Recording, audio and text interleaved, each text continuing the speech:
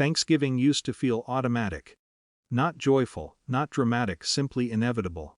A date that carried its own gravity, pulling family into the same room through habit more than intention. That year, the call came 3 days before. My son's voice sounded careful in the way adults become when delivering something they've rehearsed. "Dad, maybe don't come this year." Silence stretched briefly between us, not tense, just unexpected. "I don't understand." Another pause. "It's just my wife doesn't feel comfortable." Comfortable. Such a gentle word for something that rearranges your place in the world. He spoke softly, apologetically even, as though the decision belonged to circumstance rather than choice. No accusation. No conflict. Only a quiet administrative adjustment to tradition. "I think it's better this way." Better. I waited for irritation, for the instinctive parental authority that once came so easily. Instead, I heard myself say, "Of course," because dignity sometimes disguises itself as compliance. After the call ended, the house felt unusually large. Not empty, just altered. Familiar objects suddenly stripped of their background function. The clock louder. The refrigerator hum more noticeable. Silence revealing its layered textures. I did not tell anyone. There's a particular solitude that accompanies familial rejection, one that resists witnesses. Explaining it would have required framing my son as something he did not feel like. Cruel. He hadn't been cruel, only accommodating. Thanksgiving evening arrived with quiet predictability. The restaurant was busy in a subdued, displaced sort of way. Soft lighting, polite conversations. Other small islands of people improvising tradition. I chose a table near the window. The waiter did not linger. Restaurants understand solitude better than most places. Across the room, laughter rose from a large table, 3 generations, by the look of it. Shared dishes, casual intimacy. The unconscious choreography of belonging. I watched without envy. Mostly halfway through my meal, a woman approached. Not hesitant, not intrusive, simply warm.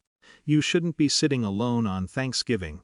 Her tone carried no pity, only easy certainty. Before I could respond, she gestured toward her table. "Come join us." I began the reflexive protest, politeness, social boundaries, the well-practiced rituals of declining kindness. But something in her expression disarmed the script. No pressure. No curiosity, just inclusion offered as though it required no justification. Her family shifted to make space without questions. Introductions blurred quickly, names I barely retained, faces arranged around unfamiliar warmth. Plates passed toward me. Conversation resumed with that remarkable human capacity for absorbing strangers into temporary normalcy. No one asked why I was alone. Which, I would later realize, was the kindness that mattered most. Belonging did not arrive that night. But something quieter did. Relief. Connection unfolded gradually over months, then years. Not as replacement, as accumulation. Barbecues, birthdays. Ordinary dinners where my presence stopped feeling like generosity and started feeling like expectation.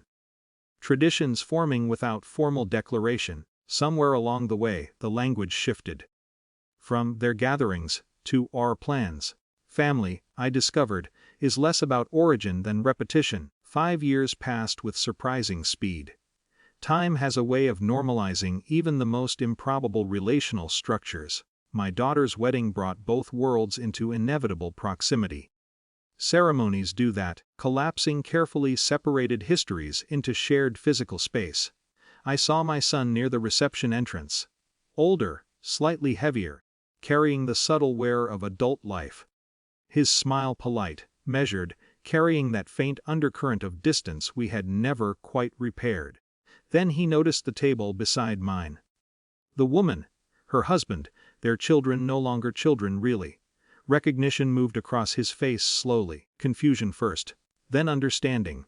Because relational realities, once visible, require no explanation. "There," he began, voice uncertain. "My family," I said gently. Not correction. Not accusation.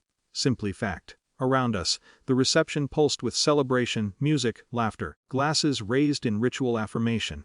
But between my son and me, something quieter unfolded. Not guilt. not confrontation, only the subtle discomfort of witnessing consequences that emerged not from drama, but from earlier, seemingly reasonable decisions. "I didn't realize," he said. And for the first time in years his voice sounded younger. Less certain, I nodded. Because awareness, like distance, rarely arrives symmetrically.